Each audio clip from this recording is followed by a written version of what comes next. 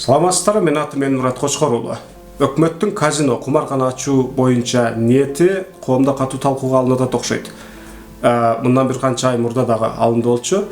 Кыскасы бир тараптан өкмөт бул акча бизге керек, биз кумарканаларды ачып, чет мамлекеттен кумарпоздор келсе, аларды ойнотуп, салыгын алышыбыз керек, бюджетти толтурушубуз керек деп атат. Муну түшүнсө болот. Экинчи тараптан жок, бул арам акча, динде дагы, шариятта дагы буга уруксат берилген эмес.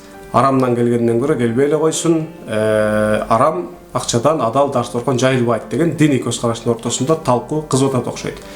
Бир теолог катары менин оюм төмөндөгүчө. Бул жерде мени негизги кызыктырган нерсе мусулман аң сезими болуп атат. Баягы казиного эле ооба дейби же жок дейби деген жери кызык эмес. Мисалы, азыр биз жок деп атабыз, мусулман аң сезими катары. Неге бул арам?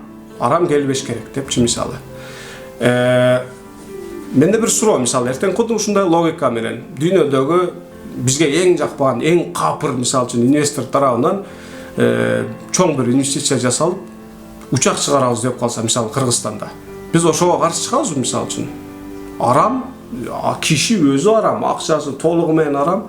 Анан бул алып келип учак чыгарса, биз андан салык алганыбыз арам. Демек бизге курбай эле кой десек, биз уткан болобузбу же уткузган болобузбу? Өкмөткө бул иш-чарада бериле турган баа, жакшы же жаман деп бериле турган баа 2-3 суроого көз каранды деп ойлойм. 1.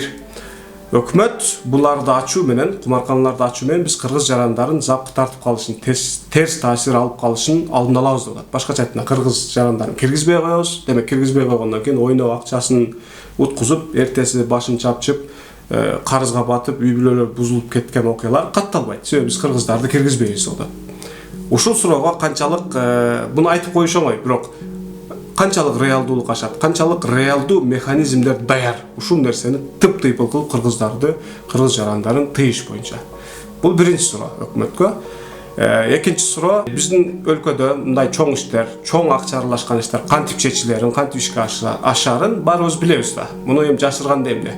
2-3 таасирдүү кишиге жаңы жиптер керек болуп, жаңы яттар керек болуп, жаңы особняктар салыныш керек болуп, Дубайдан жаңы үйлөр алыныш керекпи, же чет мамлекетте жаңы бизнестер курулуш керекпи, жаңы акцияларды сатып алып коюш керек болуп, кошумча каражат керек болуп кылып аткан жокпузбу биз.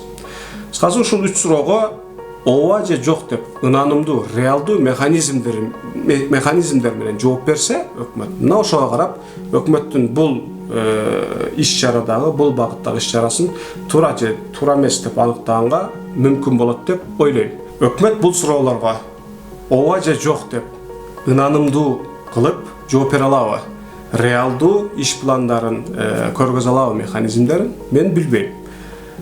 Бирок айталы жооп берди, чындап эле ниетинде түз жана реалдуу иш пландары, механизмдери бар. Жанагы суроолорго баарына позитивдүү кылып ишти алып кете турган. Бирок ушул учурда деле диний тараптан жок, бул арам деп каршы туруп, каршы чыгып, ызы чуу чыгара берген туурабы, туура эмеспи? Биз ушуга токтоло алам да. Негизи азыркы шарияттагыдай кылып, арамдын кыпындайына дагы жанашпай, оолак жашаганга биз мусулмандар кызыктарбыз. Кана эле ушундай жашаганга мүмкүн болсо. Бул шарияттагы айтылган өкүмдөр, бул шарияттагы жазылган өкүмдөр бир канча кылым мурдагы. Башкача айтканда, бир учурларда мусулман цивилизациясы дүйнөдө гегемондуу болчу. Дүйнөгө сөз өтөт, мындайча айтканда. Мына ошондо коюлган шарияттын эрежелери. Башкача айтканда, ошол арамдын кыпындайын аралашкан жерден дагы салык албай турган кылып, ал иштерди толугу менен тыйып, ал иштерге такыр жакындабаса деле мусулман мамлекетинде жашоо бир жакшына өткөн, өксүгөн эмес, ачка калган эмес, эң зарыл деген жанагы жааттарга акча жетпей кыйналып аткан учурлар болгон эмес. Дал ошол себептүү ал учурларда бул шарияттын өкүмдөрү бир жакшына эле өзүнүн убагында иштеген. Азыр мусулман өлкөлөрүндө бүгүнкү күндүн шарттарында андай эмес. Ошон үчүн бир аз акылдуулук кылып, бир аз башкача тактика менен кетиш керек деп ойлойм. Мисалы, макул, арамдан адал дашторкон жайылбаса, биз анда ошол табылган акчаны, келген кирешенин баарына эле дашторкон жая бергенден кайталы оюбуздан ошол казинолордон келген акчаларга, мисалы үчүн Кыргызстан боюнча туалеттерди оңдойлу. Туалеттерге бирөө жарым кызыктарбы? Оңдотушка. Жок. Анда давайте биз ошол өкмөт и так оюндан кайтпай турган болсо муну ачалы, мындан акчаны алалы дагы, туалеттерди оңдотолу анда. Сийип чычкандын арамадалы болбосо керек дейм да, каршы чыга бериштин деле кажети жок болсо керек дейм бул жерде. Же башка бир сфера, мисалы үчүн жебей турган. Жол салалы мисалы үчүн. Ноокаттын жолу дагы бир канча жолдор бар да, мисалы оюлуп жатып калган жол, үстүнө чыгып, тебелеп, басып, уага келгенде түкүрүп жүрөбүз, ошо арам акчадан келген депчи аддини билдирет. Же ушул казинодон келген акчаларды ошол жол болбосо, мисалы үчүн анда коргоо министрлигине берели, мисалы үчүн ал жактан ошол чек араны көрүп атабыз, чек араны коргоону дагы күчтөндүрөлү, дагы кошумча техникаларды алалы, мисалы үчүн октар алалы, мисалы үчүн курал жарак алалы. Арам акчада ошол келген арам акча менен октарын алып алып туруп биздин тынчтыгыбызды бузабыз деген, бейпил жашообузду бузабыз деген душмандарды аталы, мисалы үчүн анда.